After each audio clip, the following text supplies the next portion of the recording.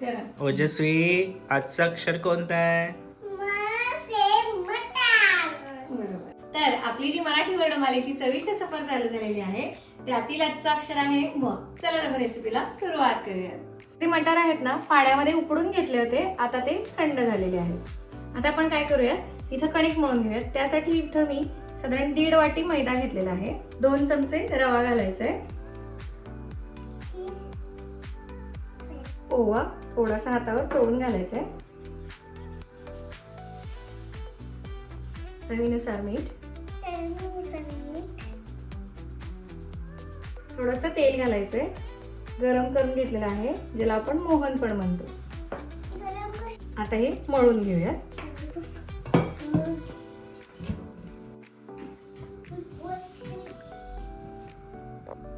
हे बघा कणिक मळून झालेली आहे.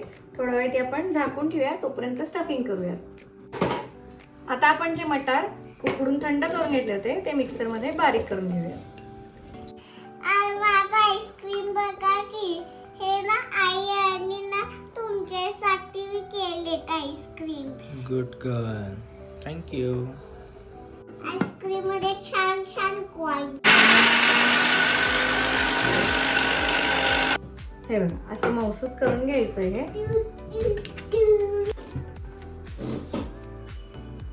गॅसकडे जाऊया. तेल घेऊयात कढईमध्ये.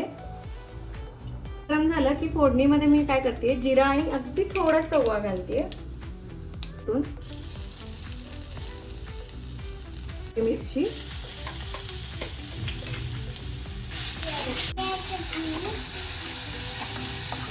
दोन मिनिटं तेलामध्ये परतून घ्यायचे, कच्चेपणा कमी होतो त्याचा.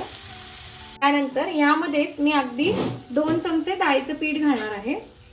हे ना अगदी 1-2 मिनिटच परतून घ्यायचे.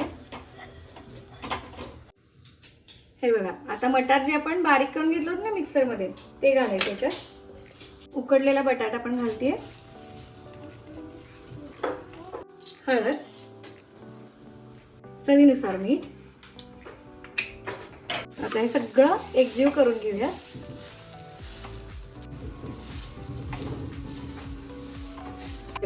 हे सगळं जे स्टफिंग आहे ना आता व्यवस्थित एकजीव झालंय. आता आपण हे थंड करून घेऊया. आता आपलं स्टफिंग आणि वरचं जे कव्हर करायचं आहे ते दोन्ही पण रेडी आहे. आता आपण हे लाटून घेऊया. लागलं तर थोडंसं पीठ लावून घ्यायचंय.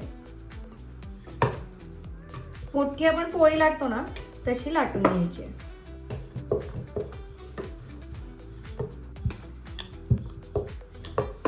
आता काय करूयात, ही पोळी जी केलेली आहे ना त्याच्यावर आपण स्टफिंग व्यवस्थित पसरून घेऊयात.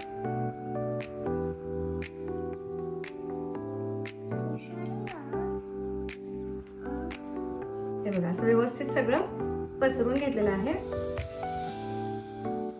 आता हे आपण असे कट करून घेऊया.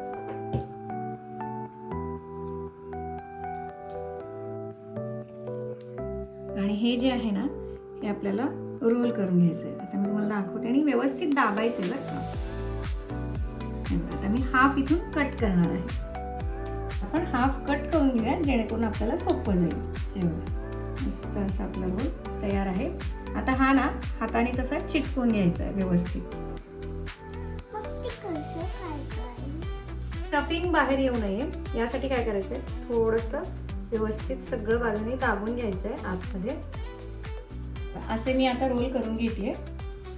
तेल गरम झालंय का बघूया. थोडंसं गरम झालेलं आहे. या वाटीमध्ये थोडासा मैदा मिक्स केलेला आहे पाण्यामध्ये. आता हे दोन्ही बाजूने डीप करायचंय आणि लगेचच तेलामध्ये सोडायचंय. हे आता काय करायचंय आपल्याला, लो टू मिडियम फ्लेमवर लालसर करून घ्यायचंय. किती छान तयार आहेत. अजिबात स्टफिंग पण बाहेर आलेलं नाहीये. मस्त आपले रोल तयार आहेत.